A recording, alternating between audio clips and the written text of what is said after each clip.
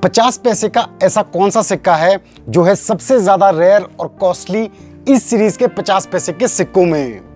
George 5 का कौन सा है वो 1 आना कॉइन जिसकी वैल्यू आज की डेट में 20,000 से भी ऊपर जा सकती है? तो आप सभी के ऐसे बहुत से इंटरेस्टिंग क्वेश्चंस आज हम कवर करने वाले हैं चिल्लर ज्ञान के इस Q&A में, जो कि है CGQA 48। सो हेलो एवरीवन, मेरा नाम है रोहित और मैं एक्सक्लूसिवली बात करता हूं इंडियन कॉइन्स यानी कि भारतीय सिक्कों के बारे में, जिन्हें हम देसी भाषा में कहते हैं चिल्लर। सो वेलकम टू चिल्लर ज्ञान।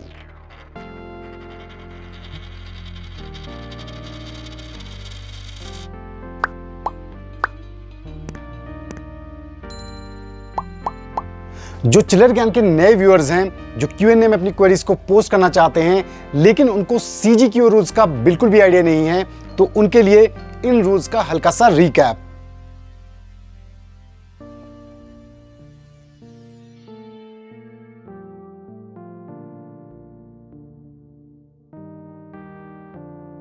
आप सभी को इन रूल्स को अच्छे से फॉलो करना है क्योंकि तभी आपके क्वेश्चंस Q&A वीडियोस में लिए जाएंगे। तो अगर आपने वीडियो को अभी तक लाइक और चैनल को सब्सक्राइब नहीं किया है तो फटाफट से कर दीजिए। तो बिना किसी देरी के डायरेक्टली स्विच करते हैं आप सभी के क्वेश्चंस पे और स्टार्ट करते हैं आज के ये Q&A, जो कि है CGQA 48।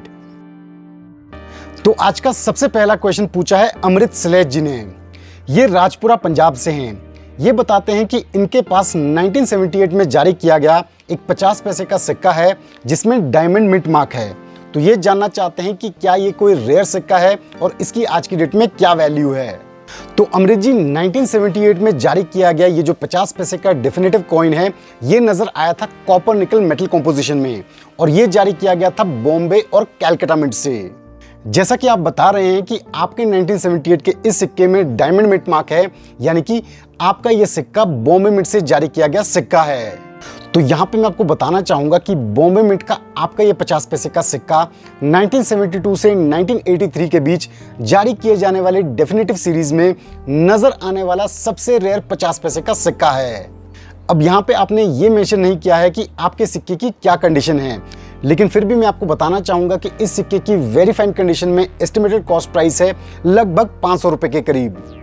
एक्स्ट्रा फाइन कंडीशन में ये सिक्का 1000 रुपए तक जा सकता है और अगर बाई चांस ये सिक्का आपके पास UNC कंडीशन में है तो इसका एस्टिमेटेड कॉस्ट प्राइस लगभग 1500 रुपए के करीब है। तो आप देख सकते हैं कि ये 50 पैसे का सिक्का UNC कंडीशन में अपनी फेस वैल्यू से 3000 गुना कीमती सिक्का है। नेक्स्ट क्वेश्चन पूछा है मंजीत सिंह जी ने। ये बताते हैं कि इनके पास 2005 में जारी किया गया हैदराबाद मिंट का 2 रुपी क्रॉस कॉइन है। तो ये इसकी वैल्यू जानना चाहते हैं आज की डेट में। तो यहाँ पे मैं आपको बताना चाहूंगा कि ईयर 2005 में ही यूनिटी इन डाइवर्सिटी थीम के सिक्कों की शुरुआत हुई थी 2 रुपए डिनोमिनेशन में, जिन सिक्कों की आप बात कर रहे हैं। और इन सिक्कों को हम जानते हैं पॉपुलरली क्रॉस कॉइन्स के नाम से। 2005 के ये 2 रुपए के क्रॉस कॉइन्स जारी किए गए थे भारत के सभी मिंट से, यानी कि बॉम्बे, कैलकाटा, हैदराबाद और नोएडा मिंट से। और सभी मिंट से जारी किए गए ये सिक्के आज की डेट में कॉमन कैटेगरी में आते हैं, यानी कि हैदराबाद मिंट का आपका सिक्का भी एक कॉमन ही सिक्का है। कौन से हैं वो 2 रुपए के क्रॉस कॉइन्स जो कि है काफी ज्यादा रेयर और कॉस्टली आज की डेट में? ऐसे कुछ सिक्के हमने कवर किए हैं अपने पुराने वीडियो में, जिसे आप ऊपर आई बटन पे क्लिक करके चेक कर सकते हैं। नेक्स्ट क्वेश्चन पूछा है मनोज जी ने। ये बताते हैं कि इनके पास ईयर 1999 का स्टार मिंट मार्क का एक 5 रुपए का सिक्का है जिसका एज स्मूथ एज है। तो ये जानना चाहते हैं कि क्या ये कोई रेयर सिक्का है और इसकी आज की डेट में क्या वैल्यू है। तो मनोज जी, यहाँ पे मैं आपको बताना चाहूंगा कि 1999 में हैदराबाद मिंट से जारी किए गए जो कॉपर निकल के ये 5 रुपए के सिक्के हैं, इनमें हमें 3 टाइप की एज वेराइटीज देखने को मिलती हैं। एक तो है सिक्योरिटी एज, दूसरा है रीडेड एज और तीसरा है प्लेन एज, जिसे हम स्मूथ एज भी कहते हैं, जिसकी आप बात कर रहे हैं। इन सभी एज वैरायटीज में से सिक्योरिटी एज वाले सिक्के कॉमनली देखने को मिलते हैं, लेकिन जो रीडेड एज और स्मूथ एज के सिक्के हैं वो कंपैरेटिवली कम नजर आते हैं, जिस वजह से वो स्केर्स कैटेगरी के सिक्के हैं। तो आपका ये प्लेन एज वाला सिक्का भी स्केर्स कैटेगरी में आता है। वेरी फाइन से एक्स्ट्रा फाइन कंडीशन में प्लेन एज वाले इन सिक्कों का एस्टिमेटेड कॉस्ट प्राइस लगभग 50 रुपए के करीब है।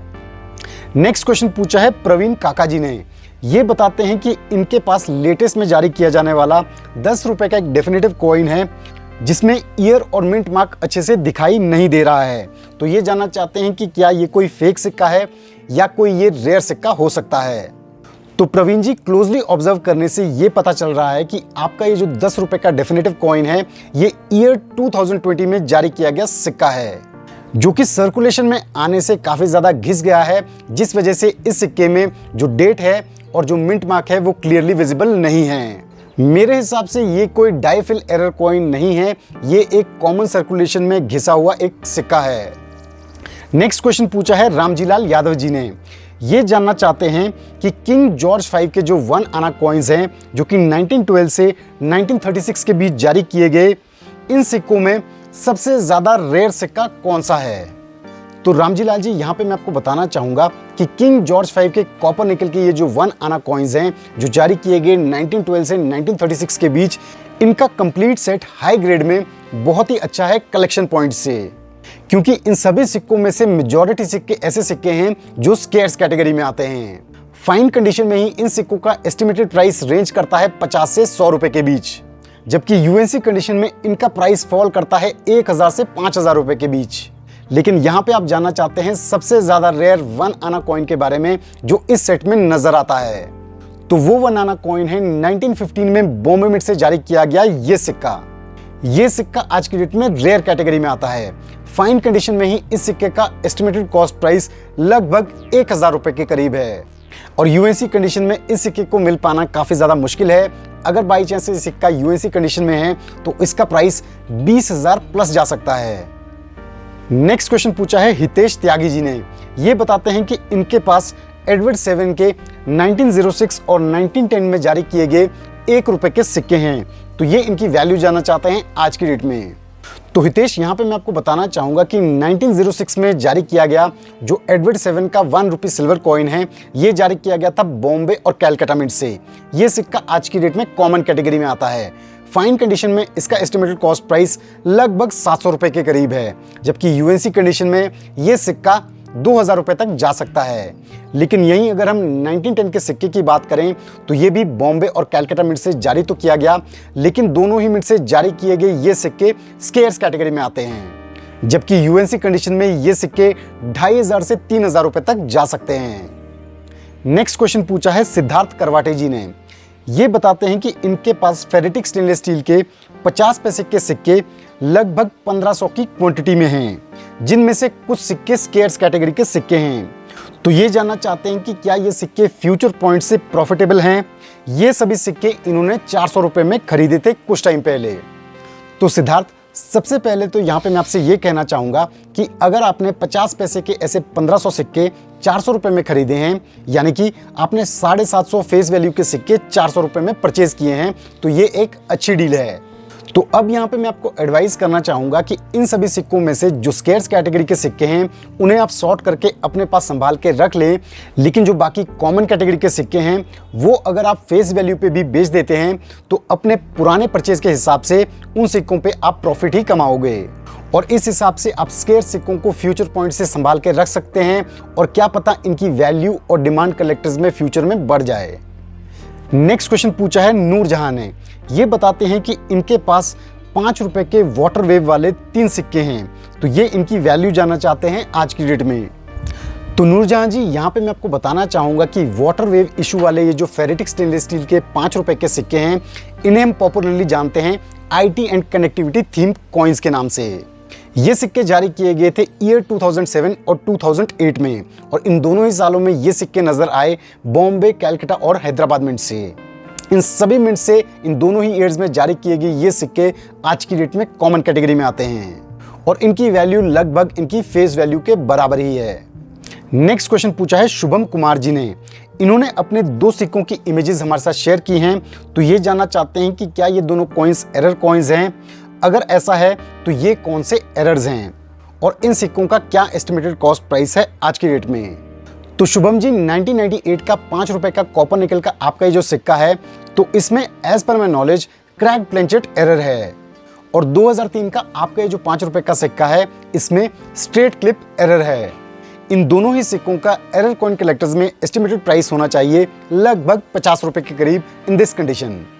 नेक्स्ट क्वेश्चन पूछा है अलीम अब्दुल जी ने। ये बताते हैं कि इनके पास 1999 में जारी किया गया कॉपर ब्रास का 5 रुपए का सिक्का है, तो ये इसकी वैल्यू जानना चाहते हैं आज की डेट में। तो अलीम, यहाँ पे मैं आपको बताना चाहूंगा कि कॉपर ब्रास मेटल कॉम्पोजिशन में तो कोई भी 5 रुपए के सिक्के हमें देखने को नहीं मिलते हैं। 1999 के जो 5 रुपए के सिक्के हैं वो नजर आते हैं कॉपर निकल मेटल कॉम्पोजिशन में, और इस ईयर के सभी मिंट के सिक्के कॉमन कैटेगरी में ही आते हैं। लेकिन यहाँ पे मैं आपसे पूछना चाहूंगा कि आपने किस बेसिस पे ये कंफर्म किया कि जो आपका सिक्का है वो कॉपर ब्रास का सिक्का है? जरूर हमारे साथ शेयर करें कमेंट सेक्शन में। नेक्स्ट क्वेश्चन आया है स्वामी द कॉइन कलेक्टर नाम के एक प्रोफाइल से। इन्होंने अपने एक सिक्के की इमेज शेयर की है जो कि एक एरर कॉइन है 1 rupee coin of Jawaharlal Nehru का। तो ये इसके बारे में जानकारी चाहते हैं। तो आपका ये जो नेहरू जी का 1 रुपए का सिक्का है, इसमें एज पर my knowledge die doubling error है। जैसा कि इस सिक्के में हमें नेहरू जी के फेस के कुछ इंप्रेशंस डबल देखने को मिल रहे हैं। ये एक अच्छा एरर कॉइन है कमेमोरेटिव कॉइन्स में कलेक्शन पॉइंट से। नेक्स्ट क्वेश्चन पूछा है राजकुमार धवन जी ने। इन्होंने अपने एक 1 रुपए के सिक्के की इमेजेस हमारे साथ शेयर की हैं जो कि है 1990 में हैदराबाद मिंट से जारी किया गया 1 रुपए का सिक्का, जिसमें सिक्के के ओवर साइड में एक फ्लावर डिजाइन नजर आ रहा है। तो ये जानना चाहते हैं कि क्या ये कोई फेक कॉइन है या फिर एक ओरिजिनल एरर कॉइन है। राजकुमार जी, 1990 का आपका जो 1 रुपए का सिक्का है ये क्लोजली ऑब्जर्व करने पे एक जेन्युइन 1 रुपए का एरर कॉइन ही लग रहा है, और इस टाइप का एरर मैंने फर्स्ट टाइम देखा है कॉपर निकल के 6 ग्राम के इन 1 रुपए के सिक्कों में। मेरे हिसाब से ये सिक्के के ओवर साइड में डबल स्ट्राइक होने की वजह से एरर आया है, जिस वजह से ये फ्लावर डिजाइन मल्टीपल जगह देखने को मिल रहा है। इस एरर कॉइन के प्राइस के बारे में कहना फिलहाल थोड़ा सा मुश्किल है। मैं चाहूंगा कि इस सिक्के को लेके आप जरूर सेकंड ओपिनियन ले और एक्सपर्ट एरर कॉइन कलेक्टर से, ताकि आपको और क्लैरिटी मिल पाए, और ज़रूर सभी इनपुट्स हमारे साथ भी शेयर करें हमारी नॉलेज के लिए भी, क्योंकि कुछ चीज़ें हम आपसे सीखते हैं और कुछ चीज़ें आप हमसे सीखते हैं। तो इस क्वेश्चन के साथ हमने कंप्लीट किए आज के आपके सभी क्वेश्चंस। तो इस हिसाब से हमने कवर किए CGQA 47 से पहले पूछे गए पेंडिंग क्वेश्चंस को अपने दूसरे Q&A में। अभी भी आप में से कुछ ऐसे व्यूअर्स होंगे जिनके क्वेश्चंस अनआंसर्ड होंगे, यानी कि उन्हें अपने क्वेश्चंस के जवाब नहीं मिले होंगे। तो इसके लिए हम लेके आएंगे बैक टू बैक अपना नेक्स्ट Q&A, यानी कि CGQA 49। ध्यान दें, आज की इस Q&A के बाद पोस्टेड सभी क्वेश्चंस हम कवर करेंगे CGQA 50 ऑनवर्ड्स। तो कैसा लगा आप सभी को आज का ये Q&A? कैसे लगे अपने सवालों के जवाब जरूर हमारे साथ शेयर करें कमेंट सेक्शन में। और मैं चाहता हूं कि आप इस वीडियो को ज़्यादा से ज़्यादा शेयर करें ताकि कॉइन रिलेटेड ये इन्फॉर्मेशन सभी कलेक्टर्स तक पहुंच पाए। So thanks for watching our video. अगर आपको वीडियो पसंद आया तो वीडियो को लाइक कीजिए और चैनल को सब्सक्राइब कीजिए। अगर आप हमारे सब्सक्राइबर पहले से हैं तो बेल आइकन को हिट कीजिए ताकि आपको मिलते रहें चैनल रिलेटेड अपडेट्स जल्द से जल्द। मैं जल्दी अपलोड करूंगा अपना next Q&A video. So stay tune to chiller Gyan. Till then, जय हिंद।